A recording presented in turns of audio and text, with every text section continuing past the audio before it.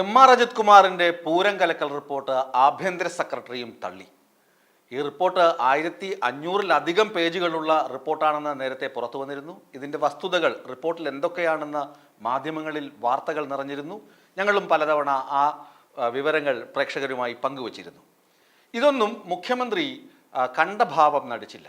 മുഖ്യമന്ത്രി പറഞ്ഞത് CPM സംസ്ഥാന സെക്രട്ടേറിയറ്റിലും അതുപോലെ തന്നെ മാധ്യമങ്ങൾക്ക് മുന്നിലും പറഞ്ഞത് അന്വേഷണ റിപ്പോർട്ട് കിട്ടിയ ശേഷം അതിൽ തുടർ നടപടി ഉണ്ടാകുമെന്നാണ്.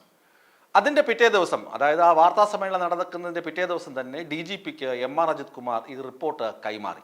റിപ്പോർട്ട് പഠിച്ച DGP അതിൽ ഒരു ആമുഖ കുറിപ്പെഴുതി.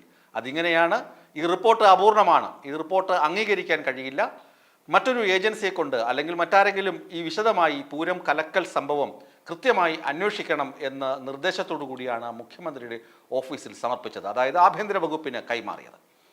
മുഖ്യമന്ത്രിയുടെ ഓഫീസ് ഇത് പഠിക്കാൻ ആഭ്യന്തര സെക്രട്ടറിയെ ചുമതലപ്പെടുത്തി. ആഭ്യന്തര സെക്രട്ടറി റിപ്പോർട്ട് പഠിച്ചുകൊണ്ടിരിക്കുകയാണ്. അതിനുശേഷം നടപടി എന്നാണ് CPMൻ്റെ സമുന്നത നേതാവും മുഖ്യമന്ത്രിയുമായ പിണറായി വിജയൻ കഴിഞ്ഞ ദിവസവും പറഞ്ഞത്. ഇപ്പോഴിതാ ആഭ്യന്തര വകുപ്പ് തന്നെ, അതായത് ആഭ്യന്തര സെക്രട്ടറി തന്നെ ആ റിപ്പോർട്ട് എടുത്ത് ചവറ്റുകൊട്ടയിൽ കളഞ്ഞിരിക്കുന്നു. കാരണം എം.ആർ. അജിത് കുമാറാണ് ഒന്നാമത്തെ ആരോപണ വിധേയൻ. ഈ റിപ്പോർട്ട് തയ്യാറാക്കിയതും എം.ആർ. അജിത് കുമാർ തന്നെയാണ്. എം.ആർ. അജിത് കുമാർ പൂരം നടക്കുന്ന സമയത്ത്, പൂരം അലങ്കോലമാകുന്ന സമയത്ത് അവിടെ ഉണ്ടായിരുന്നു. തൃശ്ശൂർ ജില്ലയിൽ ക്യാമ്പ് ചെയ്തിരുന്നു. മാത്രമല്ല 2 തവണ ആ സ്ഥലത്ത് പോവുകയും ചെയ്തിരുന്നു. എന്നാൽ പ്രശ്നമൊക്കെ രൂക്ഷമാകുന്ന സമയത്ത് അവിടെ നിന്ന് തന്ത്രപൂർവ്വം തലയൂരി മൂകാംബികയിലേക്ക് മുങ്ങി മൊബൈൽ ഫോൺ സ്വിച്ച് ഓഫ് ചെയ്യുകയും ചെയ്തു. ജില്ലയിൽ നിന്നുള്ള മന്ത്രിമാർ തന്നെ, അല്ലെങ്കിൽ അവിടെ ഉണ്ടായിരുന്ന മന്ത്രിമാർ, CPIയുടെ മന്ത്രിയൊക്കെ വിളിച്ചിരുന്നു, നേതാക്കൾ പലരും വിളിച്ചിരുന്നു. അപ്പോഴൊക്കെ മൊബൈൽ സ്വിച്ച് ഓഫാണ്. എന്നിട്ട് ADGP തയ്യാറാക്കിയ റിപ്പോർട്ട് എങ്ങനെയാണ്?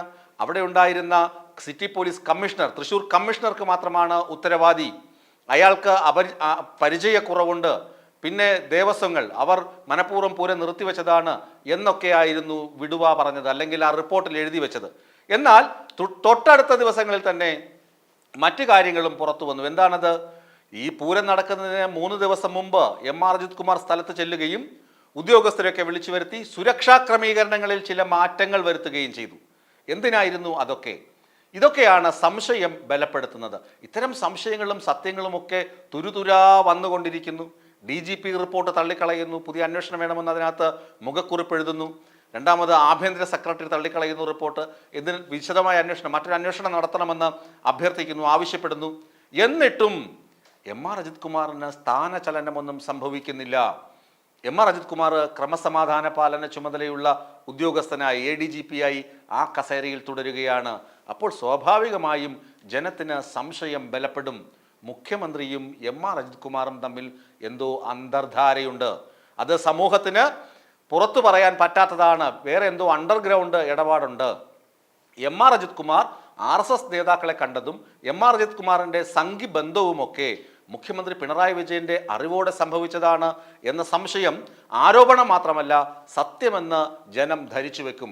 ഇതൊക്കെ കണ്ടിട്ടും CPM സംസ്ഥാന നേതാക്കളും സംസ്ഥാന സെക്രട്ടേറിയറ്റും സംസ്ഥാന സമിതിയും മുഖ്യമന്ത്രിയുമൊക്കെ ഈ റിപ്പോർട്ടുകളെ അല്ലെങ്കിൽ ഈ പരമാർത്ഥങ്ങളെ കണ്ണടച്ച് തള്ളിക്കളയുന്നു, അല്ലെങ്കിൽ അവജ്ഞയോടെ തള്ളിക്കളയുന്നു. അതാണല്ലോ വാക്ക്. അവജ്ഞയോടെ തള്ളിക്കളയുകയും എം.ആർ. അജിത് കുമാറിനെ ആശ്ലേഷിക്കുകയും ചെയ്യുന്ന കാഴ്ചയാണ് കാണാൻ കഴിയുന്നത്. ഇത് നാണക്കേടാണ്. സർക്കാരിന് മാത്രമല്ല, CPM എന്ന വലിയ പ്രസ്ഥാനത്തിനും, കേരളം നെഞ്ചോട് ചേർക്കുന്ന ആ വലിയ പ്രസ്ഥാനത്തിനും നാണക്കേടാണ്. അതുകൊണ്ടാണ് അണികളൊന്നാകെ തന്നെ വിളിച്ചു കൂവുന്നത് PV അൻവർ പറഞ്ഞതാണ് ശരിയെന്ന്. PV അൻവറിനെ ഇനിയിപ്പോൾ എന്തൊക്കെ താക്കീത് കൊടുക്കുമെന്നറിയില്ല, അത് വരും ദിവസങ്ങളിൽ അറിയാം. ഏതായാലും എം.ആർ. അജിത് കുമാർ പൂരവുമായി ബന്ധപ്പെട്ട് തയ്യാറാക്കിയ മഹത് പ്രബന്ധം DGP മാത്രമല്ല, അതായത് പോലീസ് തലപ്പത്തുള്ള DGP മാത്രമല്ല, ആഭ്യന്തര സെക്രട്ടറിയും വലിച്ച ചള്ളയിലെറിഞ്ഞു, ചവറ്റുകുട്ടയിലെറിഞ്ഞു. ഇത് പരമാർത്ഥമാണ്. ഇനി മുഖ്യമന്ത്രിയാണ് അന്തിമ തീരുമാനമെടുക്കേണ്ടത്. മുഖ്യമന്ത്രി എന്ത് തീരുമാനമെടുക്കുമെന്ന് നമുക്ക് വഴിയെ കാത്തിരുന്ന് കാണാം. ഈ വീഡിയോ നിങ്ങൾക്ക് ഇഷ്ടമായാൽ ലൈക്ക് ചെയ്യുക. കൂടുതൽ വീഡിയോകൾക്കായി യോഗനാഥം ന്യൂസ് ചാനൽ സബ്സ്ക്രൈബ് ചെയ്യുക.